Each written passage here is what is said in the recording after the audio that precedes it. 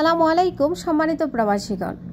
Bangladesh consulate general Dubai ও উত্তর আমিরাত দিব্যা শহরে আসছে।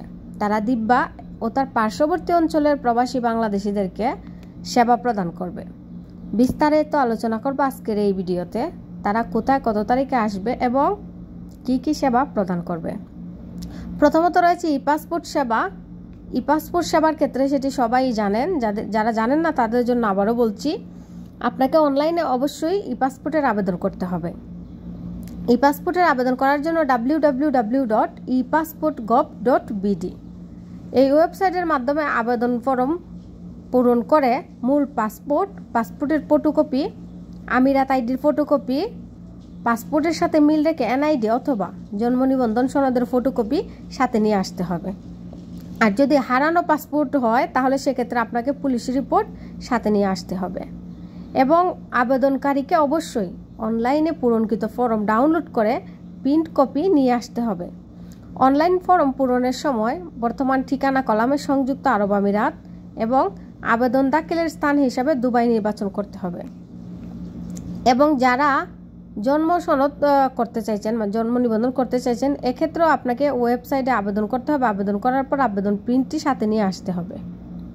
আবেদনকারীকে অবশ্যই অনলাইনে পূরণকৃত ফর্ম ডাউনলোড করে প্রিন্ট কপি সঙ্গে নিয়ে আসতে হবে। এবং যারা যে কোনো ধরনের ডকুমেন্ট সত্যায়ন করতে চাইছেন, যেহেতু আপনার কাগজটি সত্যায়ন করা প্রয়োজন, সেই ক্ষেত্রে কনসুলার ট্যুরের লোকজন আপনার কাগজটি সত্যায়ন করে দিবে। এবং যারা হলফনামা নিতে চাইছেন, স্বাক্ষরবিহীন হলফনামা প্রস্তুতকৃত হলফনামা আবেদনকারীর মূল পাসপোর্টের ফটোকপি ও আমিরাত আইডির ফটোকপি সহ সশরীরে উপস্থিত থাকতে হবে। প্রবাসী কল্যাণ কার্ডের আবেদন, পাসপোর্টের ফটোকপি, ভিসা, আমিরাত আইডির ফটোকপি, নমিনির পিতা ও মাতার নাম এবং এক কপি পাসপোর্ট সাইজের ছবি সঙ্গে নিয়ে আসতে হবে। এবার বলছি তারা কোথায় কত তারিখ আসছে এবং কোন স্থানে অবস্থান করবে। বাংলাদেশ কনসুলেট জেনারেল দুবাই ও উত্তর আমিরাত কনসুলার টিম আসছে দিব্যা শহরে। দিব্যা ও তার পার্শ্ববর্তী অঞ্চলের প্রবাসীদেরকে কনসুলার সেবা প্রদান করবে আগামী 11 মে 2025 রোজ রবিবার সকাল 9টা হতে বিকাল 5টা পর্যন্ত কনসুলার টিম এই সেবা প্রদান করবে।